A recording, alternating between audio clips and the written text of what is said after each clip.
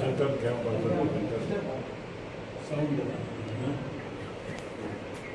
ಹೌದಾ? ಈಗ ಎಲ್ಲ ಮುಖಗಳನ್ನು ಇದು ಕೂಡ ನಾವಿಲ್ಲಿ ಗ್ರಂಥಾಲಯನ ಲೈವ್ ಬರ್ತಿದ್ದಾರೆ. ಕೊಡ್ಲೇಬೇಕು ಕೊಡ್ಲೇಬೇಕು ಕೊಡ್ಲೇಬೇಕು ಕೊಡ್ಲೇಬೇಕು ಬೇಕೇ ಬೇಕು ಬೇಕೇ ಬೇಕು ಶ್ರೀ ಸುಧಾಕರ್ ಅವರನ್ನ ಮಂತ್ರಿ ಮಾಡಲೇಬೇಕು ಬೇಕೇ ಬೇಕು ಮಾಡಲಿಲ್ಲ ಅಂದ್ರೆ ಉಗ್ರ ಹೋರಾಟ ಹೋರಾಟ ಸುಧಾಕರ್ಗಾಗಿ ಹೋರಾಟ ಬೇಕೇ ಬೇಕು. ರೈತ ಸಂಘ ಹಾಗೂ ಹಸಿರು ಸೇನೆಯ ಚಿಂತಾಮಣಿ ತಾಲೂಕು ಘಟಕದ ವತಿಯಿಂದ ನಾನು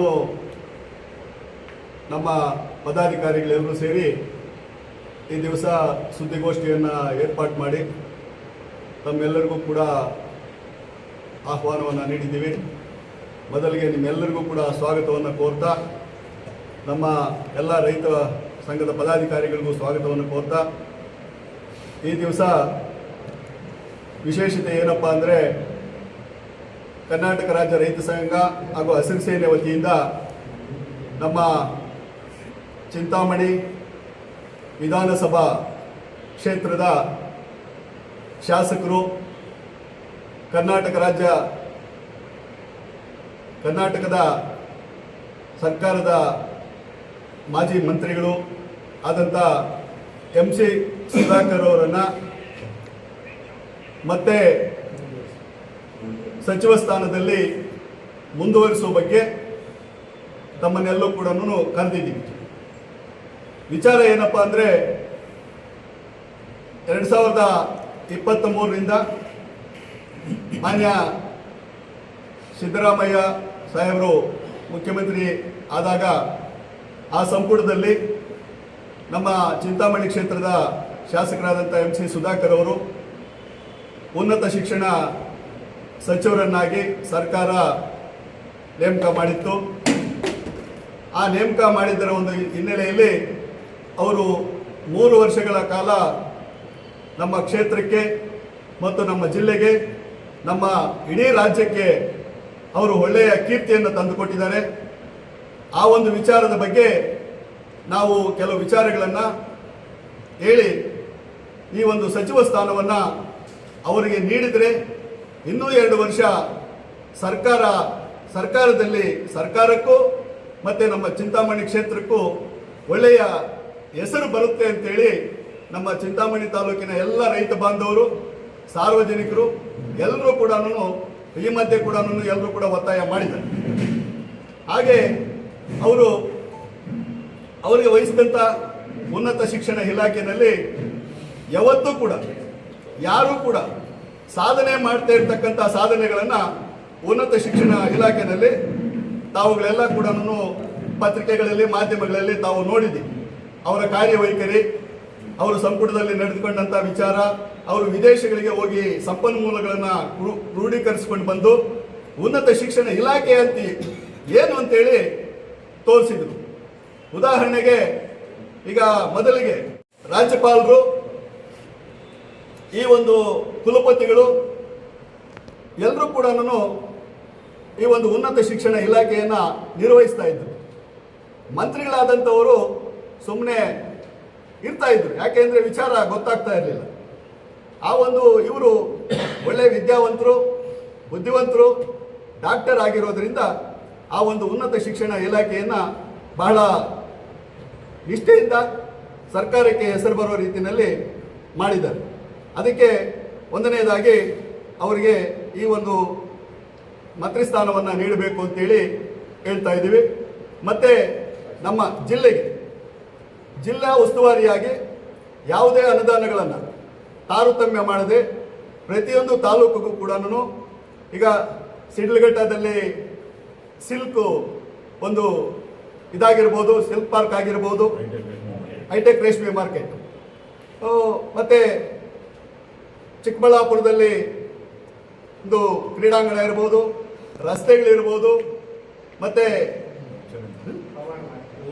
ಮಾರ್ಕೆಟ್, ಮುಖ್ಯವಾಗಿ ರೈತರಿಗೆ ಬೇಕಾಗಿರ್ತಕ್ಕಂಥದ್ದು ಹೂವಿನ ಮಾರ್ಕೆಟು.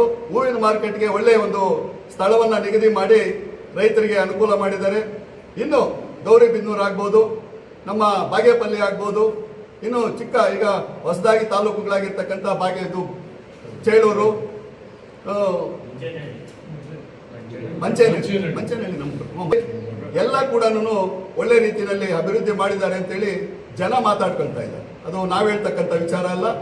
ಸುಧಾಕರ್ ಅಂದ್ರೆ ಅಭಿವೃದ್ಧಿ, ಅಭಿವೃದ್ಧಿ ಅಂದ್ರೆ ಸುಧಾಕರ್.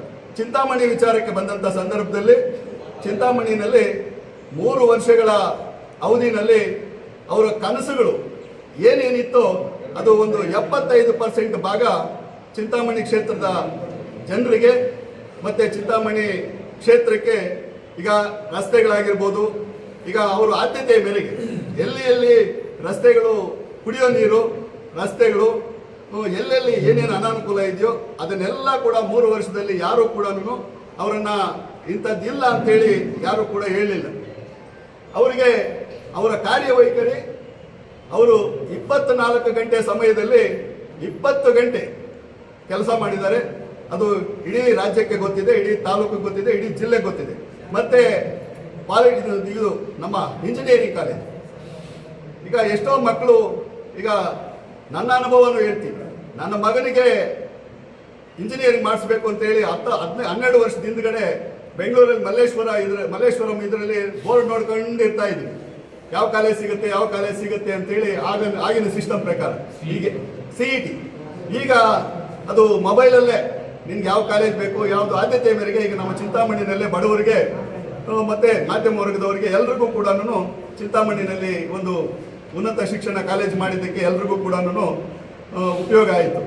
ಮತ್ತೆ ಈಗ ಪಾಲಿಟೆಕ್ನಿಕ್ ಇರ್ಬೋದು, ಮತ್ತೆ ಕಾಲೇಜುಗಳು ಈಗ ಇಂಟರ್ನೆಟ್ ಈ ಒಂದು ಕಾಲಕ್ಕೆ ತಕ್ಕಂಗೆ ಕಾಲೇಜುಗಳ ಒಂದು ಶೇಪೇ ಚೇಂಜ್ ಆಗ್ಬಿಟ್ಟಿದೆ. ಈಗ ನಮ್ಮ ಪಕ್ಕದಲ್ಲೇ ಇಲ್ಲಿ ಕಾಲೇಜು, ಈಗ ನಾವು ಎಲ್ಲ ಕೂಡ ಓದಂತ ಕಾಲೇಜು, ಫಸ್ಟ್ ಗ್ರೇಡ್ ಕಾಲೇಜು, ಈಗ ಅದರ ಒಂದು ರೂಪರೇಷೆಗಳೇ ಚೇಂಜ್ ಆಗ್ಬಿಟ್ಟಿದೆ. ಆ ಕಾಲೇಜಿಗೆ ಗುರುತು ಸಿಗೋದಿಲ್ಲ. ಈಗ ಎಲ್ಲ ಕೂಡ ಬೆಂಗಳೂರಲ್ಲಿ ಯಾವ ರೀತಿ, ಬೇರೆ ರಾಜ್ಯಗಳಲ್ಲಿ ಯಾವ ರೀತಿ ಇರ್ತದೋ, ದೊಡ್ಡ ದೊಡ್ಡ ನಗರಗಳಲ್ಲಿ ಯಾವ ರೀತಿ ಇರ್ತದೋ ಆ ರೀತಿಯಲ್ಲಿ ಕಾಲೇಜುಗಳನ್ನು ಕೂಡ ಮಾಡ್ತಾ ಇದ್ದಾರೆ. ಮತ್ತೆ ಸ್ಟೇಡಿಯಮ್ಮು, ಮತ್ತೆ ಈಗ ಅಲ್ಲಿ ಹೊಸದಾಗಿ ಅಲ್ಲೊಂದು ಸ್ಟೇಡಿಯಂ ಮಾಡ್ತಾ ಇದ್ದಾರೆ, ಕ್ರಿಕೆಟ್ ಸ್ಟೇಡಿಯಂ ಅಂತ ಹೇಳ್ಬಿಟ್ಟು. ಮತ್ತೆ ಎಲ್ಲ ಹಾಸ್ಪಿಟಲ್ ಇಡೀ ಜಿಲ್ಲೆನಲ್ಲೇ ಮಾದರಿಯಾದಂಥ ಒಂದು ಆಸ್ಪತ್ರೆಯನ್ನು ಮಾಡಿದ್ದಾರೆ. ಎಲ್ಲದಕ್ಕೂ ಕೂಡ ಈಗ ಇನ್ನೊಂದು ಎಲ್ಲ ಕಾರ್ಯಕ್ರಮಗಳನ್ನ ಕೂಡ ಅಂಬೇಡ್ಕರ್ ಭವನದಲ್ಲೇ ಮಾಡಬೇಕು. ಜಾತ್ಯತೀತವಾಗಿ ಎಲ್ಲ ಇವ್ರಿಗೂ ಕೂಡ ಅಂಬೇಡ್ಕರ್ ಭವನ 19 ಕೋಟಿ ವೆಚ್ಚದಲ್ಲಿ ಈಗ ಅದು ಕಾಮಗಾರಿ ಮುಗೀತಾ ಬಂದಿದೆ. ಇನ್ನು ಮುಂದಿನ ದಿನಗಳಲ್ಲಿ ಕಾರ್ಯಕ್ರಮಗಳು ನಮ್ಮ ತಾಲೂಕವರೆಲ್ಲ ಕೂಡ ಅಲ್ಲೇ ಮಾಡ್ಕೊಂಡು ಹೋಗ್ಬೋದು. ಮತ್ತೆ ಇದು ಬಸ್ ಸ್ಟ್ಯಾಂಡ್ ಪ್ರೈವೇಟ್, ಈಗ ಬಸ್ಸುಗಳೆಲ್ಲ ಕೂಡ ಎಲ್ಲ ಕಡೆ ಅಡ್ಡಾದಿಡ್ಡಿಯಾಗಿ ಚಿಂತಾಮಣಿನಲ್ಲಿ ನಿಲ್ಲಿಸ್ತಾ ಇತ್ತು. ಅದಕ್ಕೆ ಈಗ ರಾಮಕುಂಟೆನಲ್ಲಿ ಒಂದು ಹೈಟೆಕ್ ಒಂದು ಬಸ್ ಸ್ಟ್ಯಾಂಡ್ ಅನ್ನ ಅಲ್ಲಿ ಕೂಡ ನಿರ್ಮಾಣ ಆಗ್ತಾ ಇದೆ. ಮತ್ತೆ ಈಗ ನಮ್ಮ ಮಾರ್ಕೆಟ್ ರೈತರಿಗೆ, ಇದು ಚಿಂತಾಮಣಿ ಮಾರ್ಕೆಟು ಈಗ ಇಡೀ ಜಿಲ್ಲೆನಲ್ಲಿ, ಇಡೀ ಇದರಲ್ಲಿ ಚಿಂತಾಮಣಿ ಮಾರ್ಕೆಟು ಬಹಳ ಈಗ ಒಂದು ಇದು ಉಚಿತವಾದಂಥ ಒಂದು ಇದು. ಯಾಕೆಂದ್ರೆ ನಮ್ಮ 2 ಜಿಲ್ಲೆಗಳಲ್ಲಿ ಚಿಂತಾಮಣಿ ಮಾರ್ಕೆಟ್ಗೆ ಹುಣಸೆ ಹಣ್ಣು ಆಗ್ಬೋದು, ಟೊಮೆಟೊ ಆಗ್ಬೋದು, ಎಲ್ಲ ಅದು ತರಕಾರಿಗಳಾಗ್ಬೋದು, ಎಲ್ಲ ಕೂಡ ಇಲ್ಲಿಗೆ ಬರ್ತಾ ಇದೆ. ಅದಕ್ಕೂ ಕೂಡ ಎಲ್ಲ ವ್ಯವಸ್ಥೆಗಳಾಗಿದೆ. ಮತ್ತೆ ಟೌನ್ಶಿಪ್ದು ಈಗ ಪ್ರತಿಯೊಂದು ರಸ್ತೆನಲ್ಲೂ ಕೂಡ ಫುಟ್ಪಾತ್, ಮತ್ತೆ ಮುಖ್ಯವಾಗಿ ರಾತ್ರಿ ಕೂಡ ಮಾತಾಡಿದ್ವಿ ಯಾವುದೋ ಒಂದು ವಿಚಾರಕ್ಕೆ, ಫುಟ್ಪಾತ್ಗಳ ಒತ್ತುವರಿಯನ್ನ ಯಾವುದೇ ತಾಲೂಕಲ್ಲಿ, ಯಾವುದೇ ಇದರಲ್ಲಿ ಮುಲಾಜಿಲ್ಲದೆ ಫುಟ್ಪಾತ್ ಅನ್ನ ಒತ್ತುವರಿ ಮಾಡಿರ್ತಕ್ಕಂಥದ್ದು ನಮ್ಮ ಚಿಂತಾಮಣಿ ಕ್ಷೇತ್ರದಲ್ಲಿ. ಯಾಕೆಂದ್ರೆ ಸುಮಾರು ಜನ ಸಾವನ್ನಪ್ಪಿದ್ರು. ಚಿಂತಾಮಣಿ ನಾವೇ ಒಂದು ತಮ್ಮನ್ನೆಲ್ಲ ಕರೆದು ಒಂದು ಪ್ರೆಸ್ ಮೀಟ್ ಮಾಡಿದ್ವಿ. ಏನು ಈಗ ಚಿಂತಾಮಣಿನಲ್ಲಿ ಅಪಘಾತಗಳು ಜಾಸ್ತಿ ಆಯ್ತಾ ಇದೆ, ಗ್ರಾಮಾಂತರ ಪ್ರದೇಶದಲ್ಲಿ ಕಡಿಮೆ ಆಗ್ತಾ ಇದೆ, ನಗರದಲ್ಲಿ ಜಾಸ್ತಿ ಆಗ್ತಾ ಇದೆ ಅಂತೇಳಿ ಅವರು ಅದಕ್ಕೆ ಸ್ಪಂದಿಸಿ ಒಂದು 2-3 ದಿನದಲ್ಲಿ ಫುಟ್ಪಾತ್ಗಳನ್ನೆಲ್ಲ ಕೂಡ ಒತ್ತುವರಿ ಮಾಡಿ ಅದಕ್ಕೆ ಒಂದು ರೂಪರೇಷೆಯನ್ನ ಕೊಡ್ತಾ ಇದ್ದಾರೆ. ಮತ್ತೆ ರೈತರಿಗೆ ಈಗ ಚೆಕ್ ಡ್ಯಾಮ್ಗಳು ಸುಮಾರು 10 ಚೆಕ್ ಡ್ಯಾಮ್ಗಳು, ದೊಡ್ಡ ದೊಡ್ಡ ಚೆಕ್ ಡ್ಯಾಮ್ಗಳು. ಅದನ್ನ ರೈತರು ಈಗ ಮಳೆ ಬಂದ್ರೆ ಅದರಲ್ಲಿ ನೀರು ಇಂಗುಬಿಟ್ಟು ರೈತರಿಗೆ ಬಹಳ ಅನುಕೂಲ ಆಗ್ತದೆ. ಇನ್ನು 10 ಚೆಕ್ ಡ್ಯಾಮ್ಗಳು ಕಾಮಗಾರಿ ನಡೀತಾ ಇದೆ. ಮತ್ತೆ ಈ KC ವ್ಯಾಲಿ, HN ವ್ಯಾಲಿ ಅದರ ಬಗ್ಗೆ ನಮಗೆ ಬಹಳ ಹೆಮ್ಮೆ ಇದೆ. ಯಾಕೆಂದ್ರೆ 3ನೇ ಹಂತದಲ್ಲಿ ಇದು ಮಾಡಬೇಕು ಅಂತೇಳಿ ಎಲ್ಲರೂ ಒತ್ತಾಯ ಮಾಡ್ತಾ ಇದ್ದಾರೆ. ಅದಕ್ಕೆ ನಮ್ಮ ಸ್ವಾಗತ ಇದೆ, ಅದು ಅವರು ಕೂಡ ಸ್ವಾಗತ ಇದೆ. ಆದರೆ ಸರ್ಕಾರದಲ್ಲಿ ಸ್ವಲ್ಪ ಇದಿರೋದ್ರಿಂದ ಅದನ್ನು ಮುಂದಿನ ದಿನಗಳಲ್ಲಿ ಮಾಡಬೇಕು ಅಂತಿದ್ದಾರೆ. ಈಗ ನಮ್ಮ ತಾಲೂಕಲ್ಲಿ ಒಂದು 50 ಕೆರೆಗಳು ಬಿಟ್ಟರೆ ಪೂರ್ತಿ ಎಲ್ಲ ಕೆರೆಗಳಿಗೂ ಕೂಡ HN ವ್ಯಾಲಿ, KC ವ್ಯಾಲಿ ನೀರು ಹರಿಯೋದಕ್ಕೆ ಒಂದು ಎಲ್ಲ ವ್ಯವಸ್ಥೆಯನ್ನ ಕೂಡ ಮಾಡಿದ್ದಾರೆ. ಈಗ ಕೋಲಾರ, ಚಿಕ್ಕಬಳ್ಳಾಪುರ ಜಿಲ್ಲೆಗೆ ಶಾಶ್ವತವಾದಂಥ ನೀರು ಬರದೇ ಇದ್ರು ಕೂಡ 10 ವರ್ಷಗಳ ಹಿಂದೆ ಇದ್ದಂಥ ನೀರಿನ ಕ್ಷಾಮ ಈಗ ನಮ್ಮ ಜಿಲ್ಲೆಯಲ್ಲಿ ಇಲ್ಲ. ಯಾಕೆಂದ್ರೆ KC ವ್ಯಾಲಿ, HN ವ್ಯಾಲಿ ನೀರು ಬಂದ ಮೇಲೆ ನಮ್ಮ ತಮಿಳುನಾಡಿಂದ ಬೋರ್ವೆಲ್ಗಳು ಬಂದ್ರೆ ನಮ್ಮ ಹಳ್ಳಿಗಳಲ್ಲಿ ಅವ್ರು ಹಾಕಿದ್ರು ಬೋರು ಅಂತೇಳಿ ಇವ್ರು ಹಾಕಿದ್ರು ಬೋರು ಅಂತೇಳಿ ಅವರು ಬೇಸಿಗೆ ಕಾಲ ಬಂತು ಅಂದ್ರೆ ಬೋರ್ವೆಲ್ ಊರಿಂದ ಆಚೆ ಕಡೆ ಹೋಗ್ತಾ ಇರಲಿಲ್ಲ. ಈಗ 5-6 ವರ್ಷಗಳಿಂದ ಈಚೆ ಯಾವುದೇ ಒಂದು ಇದಾದ್ಮೇಲೆ ಒಂದು 7-8 ವರ್ಷಗಳಿಂದ ಬೋರ್ವೆಲ್ಗಳೇ ಕಡಿಮೆ ಆಗ್ಬಿಟ್ಟೆ. ಏನೋ ಬೋರ್ವೆಲ್ಗಳು ಅಂದ್ರೆ ಮಿಷನ್, ಇದು ಬೋರ್ ಆಗ್ತಕ್ಕಂಥದ್ದು ರಿಗ್ಗಳು ಅವು ಕಾಣಿಸೋದೇ ಕಡಿಮೆ. ಯಾಕೆಂದ್ರೆ ನೀರಿಗೆ ನಮ್ಗೆ ಅಷ್ಟು ಒಂದು ತೊಂದರೆ ಹಾಹಾಕಾರ ಇತ್ತು ನಮ್ಮ 2 ಜಿಲ್ಲೆಗಳಲ್ಲಿ. ಅದನ್ನು ಕೂಡ KC ವ್ಯಾಲಿ ಮತ್ತು HN ವ್ಯಾಲಿ ಮಾಡಿ ಅದನ್ನ ನೀಗಿಸಿದ್ದಾರೆ. ಮತ್ತೆ ಶರಾವತಿ ಒಂದು ಇದನ್ನ ಕೂಡ ಈಗ ಪ್ಲಾನ್ ಮಾಡ್ತಾ ಇದ್ದಾರೆ. ಕೃಷ್ಣಾ ನದಿ ನೀರಿಗೂ ಕೂಡ ಪ್ಲಾನ್ ಮಾಡ್ತಾ ಇದ್ದಾರೆ. ಈ ಎಲ್ಲ ಒಂದು ಮತ್ತೆ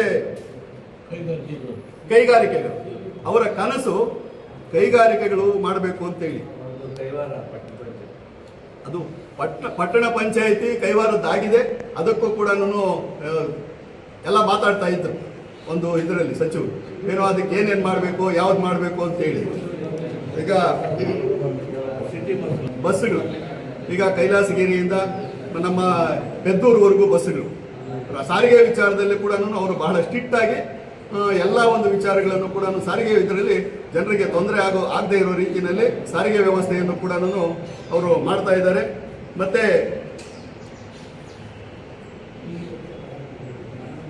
ಇನ್ನೊಂದು ಮುಖ್ಯವಾಗಿ ಮಂತ್ರಿ ಆದಂಥ ಸಂದರ್ಭದಲ್ಲಿ ಪ್ರತಿ ಭಾನುವಾರ ಕೂಡ ಜನಸ್ಪಂದನ ಕಾರ್ಯಕ್ರಮವನ್ನು ಮಾಡ್ತಾ ಇದ್ರು.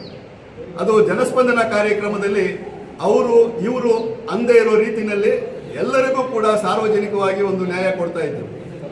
ಪಕ್ಷಾತೀತವಾಗಿ ಅವರು ಭಾನುವಾರ ಬೆಳಗ್ಗೆ 8 ಗಂಟೆಗೆ ಬಂದು ಮನೆಯಲ್ಲಿ ಕೂತ್ರೆ ಊಟ ಯಾವಾಗ ಮಾಡ್ತಾ ಇದ್ರು, ನಿದ್ದೆ ಯಾವಾಗ ಮಾಡ್ತಾ ಇದ್ರು ಗೊತ್ತಿಲ್ಲ, 12 ಗಂಟೆವರೆಗೂ ಕೂಡ ಜನಸ್ಪಂದನ ಮಾಡಿ ಅಲ್ಲೇ ಡಾಕ್ಟರ್ ಹತ್ರ ಹೋದ್ರೆ ನಮಗೆ ಯಾವ ರೀತಿ ಅಲ್ಲಿ ಇಂಜೆಕ್ಷನ್ನು, ಮಾತ್ರೆ ಎಲ್ಲ ಕೊಟ್ಬಿಟ್ಟು ಕಾಯಿಲೆ ವಾಸಿ ಆಗುತ್ತೆ ಅನ್ನೋ ಒಂದು ಮಟ್ಟಕ್ಕೆ ಬರೋವರೆಗೂ ಕೂಡ ಜನಸ್ಪಂದನ ಕಾರ್ಯಕ್ರಮವನ್ನ ಯಾರೇ ಬಂದು ಹೇಳಿ, ಈಗ ನನಗೊಂದು ಕೆಲಸ ಬೇಕು ಅಂತ ಹೇಳಿದ್ರೆ ಅವರು ಆಗಿಂದಾಗಿ ಅವ್ರ ವಿದ್ಯಾಭ್ಯಾಸಕ್ಕೆ ತಕ್ಕಂಗೆ ಒಂದು ಕಂಪನಿಗಾಗಲಿ ಒಂದು ಇದಕ್ಕಾಗಲಿ ಎಲ್ಲಿಗೋ ಒಂದು ಫೋನ್ ಹಾಕಿ ಅವರಿಗೆ ಉದ್ಯೋಗಗಳನ್ನು ಕೂಡ ಅವರ ಮುಖಾಂತರನೇ ಕೊಡಿಸ್ತಾ ಇದ್ರು. ಮತ್ತೆ ಹಾಸ್ಪಿಟಲ್ ಯಾರೇ ಆಗಲಿ, ಹಾಸ್ಪಿಟಲ್ ಎಮರ್ಜೆನ್ಸಿ, ನನಗೆ ಇಂಥ ಹಾಸ್ಪಿಟಲ್ ಇಂಥ ಆಪರೇಷನ್ ಆಗಬೇಕು, ಇಂಥ ಇದಾಗಬೇಕು ಅಂದರೆ ಅದನ್ನು ಕೂಡ ಪಕ್ಷಭೇದ ಇಲ್ಲದೆ ಎಲ್ಲರಿಗೂ ಕೂಡ ಆಸ್ಪತ್ರೆಯ ವ್ಯವಸ್ಥೆಯನ್ನು ಕೂಡ ಬೆಂಗಳೂರಲ್ಲಿ ಹಾಸ್ಪಿಟಲ್ಗಳಾಗಿರ್ಬೋದು, ಬೇರೆ ನಮ್ಮ ಎಲ್ಲೇ ಕೂಡ ಹಾಸ್ಪಿಟಲ್ಗಳಾಗಿರ್ಬೋದು ಎಲ್ಲ ಫೋನ್ಗಳು ಮಾಡಿ ಭಾನುವಾರದ ದಿವಸ ಅದಕ್ಕಾಗಿಯೇ ಪ್ರತ್ಯೇಕವಾಗಿ ಒಂದು ಭಾನುವಾರವನ್ನು ಮೀಸಲಿಟ್ಟಿದ್ರು.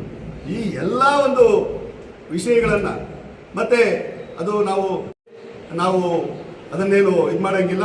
ಅದು ಪಕ್ಷದ ವಿಚಾರ ಮಾತಾಡಿರೋರು ಬೇರೆ ಇದ್ದಾರೆ, ಅವ್ರ ಪಕ್ಷದ್ದು ಅವರಿದ್ದು. ನಾವು ಪಕ್ಷದ ವಿಚಾರವಾಗಿ ಬಂದಿಲ್ಲ, ಇಲ್ಲ ಜಾತಿ ವಿಚಾರವಾಗಿ ಬಂದಿಲ್ಲ. ನಾವು ನಮ್ಮ ಕರ್ನಾಟಕ ರಾಜ್ಯ ರೈತ ಸಂಘ ಹಾಗೂ ಹಸಿರು ಸೇನೆ ವತಿಯಿಂದ ರೈತರಿಗೆ ಒಳ್ಳೇದಾಗಬೇಕಾದ್ರೆ ಮುಂದಿನ ದಿನಗಳಲ್ಲಿ ಇವರು ಈಗ ನಮ್ಮ ಮಾನ್ಯ DK ಶಿವಕುಮಾರ್ ಸಾಹೇಬರು ಈಗ ಒಂದು ಅರ್ಧ ಮಂತ್ರಿಮಂಡಲವನ್ನು 14 ಜನ ಮಂತ್ರಿಮಂಡಲವನ್ನು ಮಾಡಿದ್ದಾರೆ. ಇನ್ನು ಉಳಿದ ಮಂತ್ರಿಮಂಡಲವನ್ನು ಮಾಡಿದಂಥ ಸಂದರ್ಭದಲ್ಲಿ ಡಾಕ್ಟರ್ ಸುಧಾಕರ್ ರೆಡ್ಡಿ ಅವರನ್ನ MC ಸುಧಾಕರ್ ರೆಡ್ಡಿ ಅವರನ್ನ ಮಂತ್ರಿ ಮಾಡಲೇಬೇಕು ಅಂತೇಳಿ ನಮ್ಮ ಚಿಂತಾಮಣಿಯ ಎಲ್ಲ ರೈತ ಬಾಂಧವರು ಕೂಡ ಈಗ ಒಕ್ಕೊರಲಿನಿಂದ ಅವರಿಗೆ ಮತ್ತೆ ಮಂತ್ರಿ ಸ್ಥಾನ ಕೊಡಬೇಕು ಅಂತೇಳಿ ನಾವು ಮನವಿ ಮಾಡ್ತಾ ಇದ್ದೀವಿ. ರಾಜ್ಯ ರೈತ ಸಂಘ ಹಸಿರು ಸೇನೆ ವತಿಯಿಂದ ನಾವು ಇವತ್ತು ಎಲ್ಲ ಸಂಘ ಸಮಸ್ಯೆಗಳನ್ನು ನಮ್ಮ ರೈತ ಸಂಘದವರೆಲ್ಲ ಸೇರಿ ನಮ್ಮ ಪದಾಧಿಕಾರಿಗಳೆಲ್ಲ ಸೇರಿ ಒಂದು ಪತ್ರಿಕಾಗೋಷ್ಠಿಯನ್ನು ಕರೆದಿದ್ದೀವಿ. ಅದಕ್ಕೆ ನಿಮ್ಮ ಸಹಮತ ಇದೆ. ನಾವು ಏನಂದರೆ ಕೆಲವು ಐಟಮ್ಗಳು ನಮ್ಮ ಅಧ್ಯಕ್ಷರು ಬಿಟ್ಟಿದ್ದಾರೆ, ಅದನ್ನು ನಾನು ಹೇಳ್ತೀನಿ, ಬಿಟ್ಟಿದ್ದಾರೆ ಹೇಳ್ತೀನಿ. ಈಗ ಎಲ್ಲ ಸಮುದಾಯಗಳಿಗೂ 34 ಸಮುದಾಯಗಳಿಗೂ ಒಂದೊಂದು 10 ಗುಂಟೆ 20 ಗುಂಟೆ ಅಂತ ಜಾಗವನ್ನು ಕೊಟ್ಟಿದ್ದಾರೆ. ಮತ್ತು ಇದು ಅರಸೀಕೆರೆ ಭಕ್ತಳ್ಳಿ ಅರಸೀಕೆರೆದು 32 ಕೋಟಿ ಸ್ಯಾಂಕ್ಷನ್ ಮಾಡಿದ್ದಾರೆ. ಅದು ಕೆಲಸಕ್ಕೆ ಟೆಂಡರ್ ಕೆಲಸದಲ್ಲಿದೆ. ಮತ್ತು ಅದು ಇದು ಅದು ನಕುಂದಿ ಕೆರೆದು ಕೆಲಸ ಮಾಡ್ತಾ ಇದ್ದಾರೆ, ಸ್ಟಾರ್ಟ್ ಮಾಡಿದ್ದಾರೆ. ಮತ್ತು ಈ ವಾಲ್ಮೀಕಿ ಭವನ 4 ಕೋಟಿ ಮತ್ತೆ ಹೆಚ್ಚುವರಿಯಾಗಿ ಮಾಡಿ ಕೆಲಸ ಸ್ಟಾರ್ಟ್ ಆಗಿದೆ. ಈಗ ರೈತ ಸಂಪರ್ಕ ಕೇಂದ್ರವನ್ನು ಕೊಟ್ಟಿದ್ದಾರೆ ಅಂಬಾದ್ರಿಗೆ. ಎಲ್ಲ ಉನ್ನತ ಇದು UGD ಮಾಡ್ತಾ ಇದ್ದಾರೆ, ಟೌನಲ್ಲಿ ರಸ್ತೆಗಳು ಮಾಡ್ತಾ ಇದ್ದಾರೆ, ಎಲ್ಲ ಕೆಲಸಗಳು ಉತ್ತಮವಾಗಿ ಮಾಡ್ತಾ ಇದ್ದಾರೆ. ಆದರೆ ಸಿದ್ದರಾಮಣ್ಣವರ ಸಂಪುಟದಲ್ಲಿ ಇದು ಸಚಿವರಾಗಿ ಕೆಲಸ ಮಾಡೋದಕ್ಕೆ ಭಾಳ ಸಂತೋಷವಾಗಿದೆ. ಅವರಿಗೆ ಈಗ ಮತ್ತೆ 2 ವರ್ಷ DK ಶಿವಕುಮಾರ್ ಇದರಲ್ಲಿ 2 ವರ್ಷ ಕಂಟಿನ್ಯೂ ಮಾಡಬೇಕಂತೇಳಿ ನಾವೆಲ್ಲನೂ ಸಹಮತವಾಗಿ ಕೇಳ್ಕೊಳ್ತಾ ಇದ್ದೀವಿ. ಕೊಡಲೇಬೇಕು ಅಂತ ನಾವು ಎಲ್ಲರೂ ರೈತ ಸಂಘದ ವತಿಯಿಂದ ಎಲ್ಲನೂ ರಿಕ್ವೆಜೇಷನ್ ಕೊಡ್ತಾ ಇದ್ದೀವಿ.